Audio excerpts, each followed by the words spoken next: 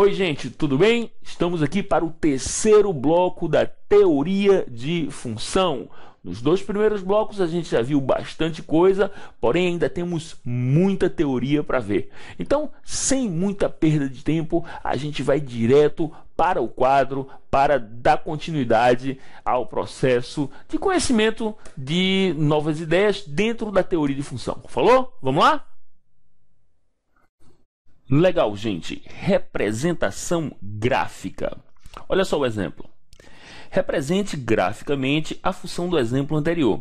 Essa função, gente, foi vista no bloco anterior. Aquela função que a gente viu antes de conhecer melhor o eixo cartesiano. Uma função f de x igual a x ao quadrado, onde a gente tinha o domínio menos 2, menos 1, 0, 1, 2 e 3, e o contradomínio 0, 1, 4, 9, 10 e 12. Encontramos todos os pares ordenados. Foi naquela oportunidade que eu expliquei bem o que é domínio, conjunto A, para relembrar. Contradomínio, conjunto de chegada, o conjunto B completo, e a imagem, que é formada apenas pelos elementos do contradomínio que se correspondem com os elementos lá do conjunto domínio, não é isso? Traduzindo, são os caras que recebem flechinha. Muito bem, até aqui tudo tranquilo. Agora, pessoal, a gente vai pegar aquele conceito que a gente viu lá no bloco anterior, o conceito de eixo cartesiano.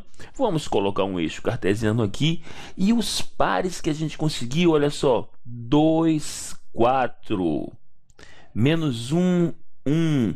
Pares que a gente obteve substituindo os valores de x na função e encontrando os equivalentes a y, não é isso? Bom, esses números que a gente encontrou, por exemplo, o menos 2 mandando flechinha com 4, ou para o 4, formam um par ordenado. Então, o par ordenado menos 2 para x, y para 4, está aqui. E aí a gente vai marcar menos 2, 4. Esse par ordenado, entenda, satisfaz essa lei de formação. Portanto, a análise gráfica, a tradução gráfica disso aqui, ou seja, no eixo cartesiano, termina sendo feita através de um ponto. Mas não é somente esse ponto, né, gente?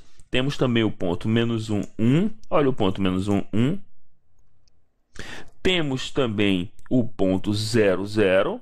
Ok? Olha o ponto 0, 0, a famosíssima origem. Temos o ponto 1, 1.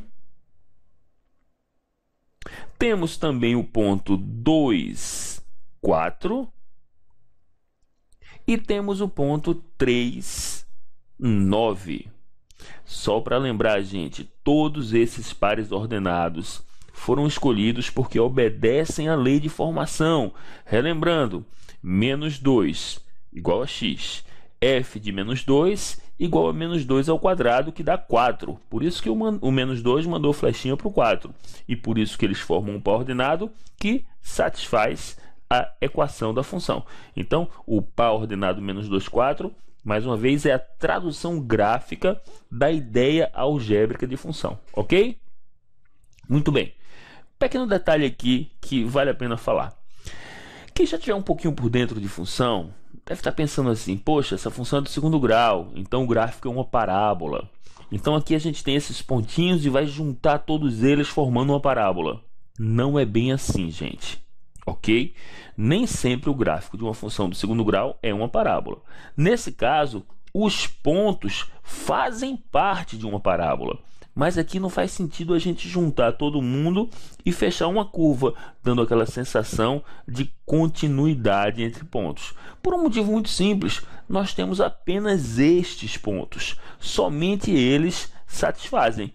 Um pouquinho mais para frente, ainda nessa aula, a gente vai ver a situação onde a função é definida de R em R. Aí sim, a gente vai ter uma outra situação onde serão tantos pontos e esses pontos vão estar tão próximos uns dos outros que aí sim faz sentido a gente criar a parábola ou a reta, enfim, a figura de acordo com cada tipo de função. Ok? Muito bem, vamos em frente. Agora sim, olha só, funções definidas em intervalos de números reais. Olha só, gente, vamos analisar com bastante calma esse exemplo. Construa um gráfico de uma função afim de R em R, cuja lei de formação é dada por y igual a 2x menos 4. Repare o detalhe, a função é de R em R, gente.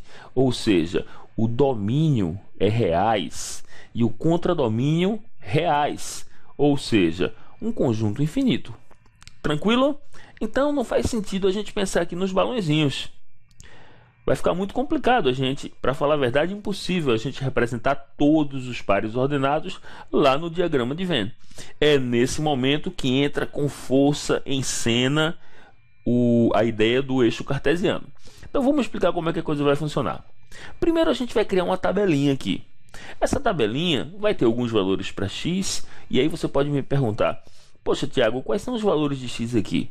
Podem ser valores quaisquer. É importante que a gente entenda isso, porque afinal de contas, o conjunto de partida é reais. O domínio é reais. Legal?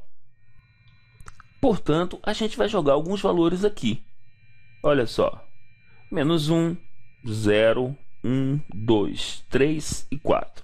Repetindo, nós poderíamos colocar qualquer valor aqui. Inclusive, poderíamos fazer até uma tabela um pouco maior que esta, ok? Agora, o importante é a gente descobrir a imagem de cada valor desses. E isso a gente já treinou. Só para lembrar, pessoal, quando tem um valor de x, para encontrar o de y, a gente deve pegar o valor de x e substituir na função, fazer a continha e aí então determinar o conjunto imagem. Portanto, vamos lá, com calma, tá? Com calma para a gente não se perder nas contas. Quando x for menos 1, o y vai ser quanto? Olha só, f de menos 1 igual a 2 vezes menos 1 menos 4. Portanto, f de menos 1 igual a quanto? É só a gente fazer as contas, olha. 2 vezes menos 1 dá menos 2 menos 4, menos 6. Portanto, o menos 1 manda flechinha para o menos 6. Temos um par ordenado. Esse par ordenado será marcado aqui, ok? E isso a gente vai fazer com todos os outros. Gente, vou fazer só mais um, ok? Os outros a gente faz de cabeça. Olha só. Dessa vez eu vou fazer em verde aqui o f de 0. Olha, f de 0.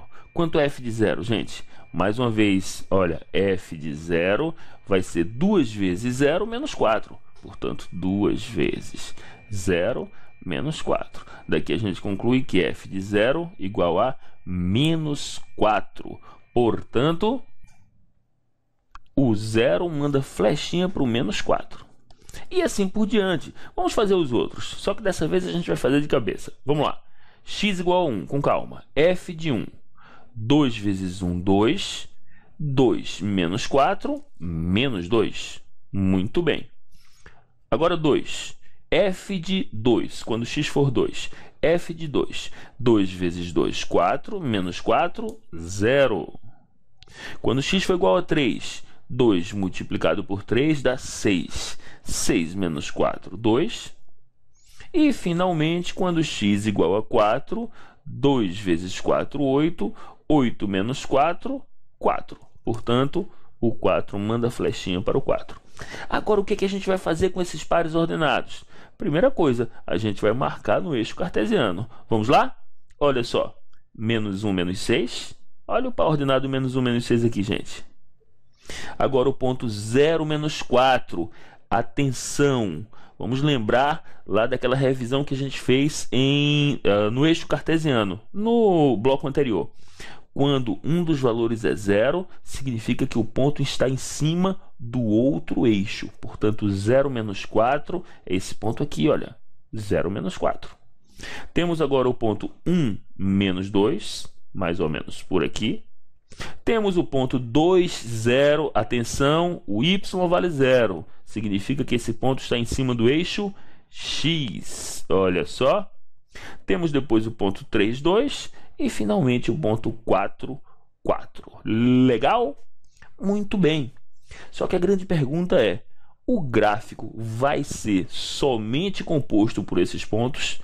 Gente, neste caso, a resposta é não, porque a função é de R em R. Uma função de R em R tem uma infinidade de pares ordenados. Essa é a grande jogada. Esses pontos aqui apenas ajudam a gente a entender como é que o gráfico vai ser. Porém, serão tantos pares, e esses pares, cada um traduz um ponto no nosso gráfico. E aí esses pontos serão tantos e tão próximos uns dos outros que terminarão por gerar uma reta. Portanto, no caso específico dessa função, uma função polinomial do primeiro grau. Não se preocupem, isso a gente vai estudar mais para frente, cada caso de função. Mas, no caso específico desta função, a gente tem como gráfico uma reta. Legal? Gente, desse exemplo é importante que a gente entenda. Foi necessária aqui a presença da reta para traduzir a infinidade de pontos que satisfazem essa lei de formação, porque a função foi definida de R em R, e não apenas de um conjunto bem pequeno em um outro, como a gente viu no exemplo anterior. Legal? Muito bem, vamos em frente. Olha só, agora a gente tem uma outra situação. Mais uma vez, construa o gráfico de uma função f de R em R, cuja lei de formação é dada por y igual a x ao quadrado.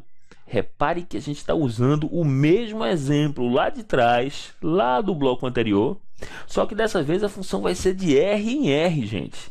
Então, qual é a grande diferença? A grande diferença é que não vão ser apenas alguns pares ordenados. Serão muitos, na verdade, uma infinidade de pares ordenados. Não dá para a gente encontrar todos, portanto, a gente usa a técnica da tabelinha. Vamos de cara encontrar as imagens desses aqui. Mais uma vez, gente, esses aqui são apenas alguns. Com eles, a gente consegue entender como é que vai ser o gráfico e, a partir desse entendimento, a partir de alguns pontos, a gente consegue traçar a curva, ok? Então, vamos lá. Olha só. X igual a menos 2. Menos 2 ao quadrado. Lembrando, gente, ó, f de menos 2 é igual a menos 2 ao quadrado. Isso aqui me dá 4. Portanto, menos 2 manda flechinha para o 4. F de menos 1. F de menos 1 igual a menos 1 ao quadrado. E menos 1 ao quadrado, base negativa expoente par, resultado positivo, portanto 1. Quando x igual a 0, olha só, x igual a 0, f de 0, 0 ao quadrado, 0, portanto f de 0 será 0 ao quadrado, 0. Depois temos f de 1, que vai me dar 1 ao quadrado, temos 1 aqui, então 0, 1, e finalmente f de 2. 2 ao quadrado igual a 4. Legal? Portanto, f de 2 igual a 4. Já temos os nossos pares ordenados e esses pares ordenados serão colocados aqui no nosso gráfico. Olha só, o ponto menos 2, 4. O ponto menos 1, 1. Olha só, agora temos o ponto 0, 0, a famosíssima origem. Temos agora o ponto 1, 1. Repare aqui na tabela. E temos, por fim, o ponto 2, 4.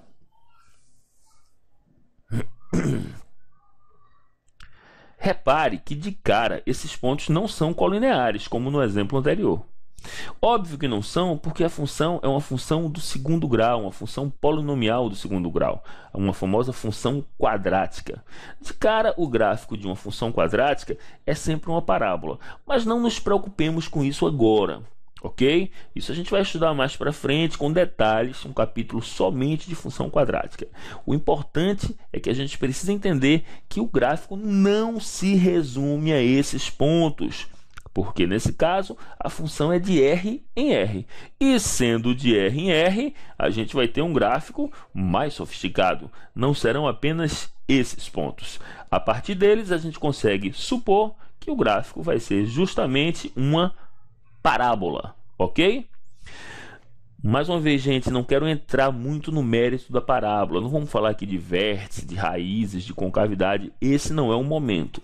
A mensagem a ser passada aqui é o seguinte: o gráfico, mais uma vez, o gráfico não se resume a esses pontinhos que a gente encontrou, porque a função é de R em R. Legal? Ok, gente, infelizmente o tempo do terceiro bloco acabou. Vimos coisas super importantes, mas, como eu já falei, a gente ainda tem um pouquinho de teoria para ver. Ainda temos, acho que, 2 blocos pela frente para poder acabar essa parte inicial de teoria de função e aí sim chegar aos exercícios, ok? Até daqui a pouco no nosso 4º bloco. Tchau, tchau.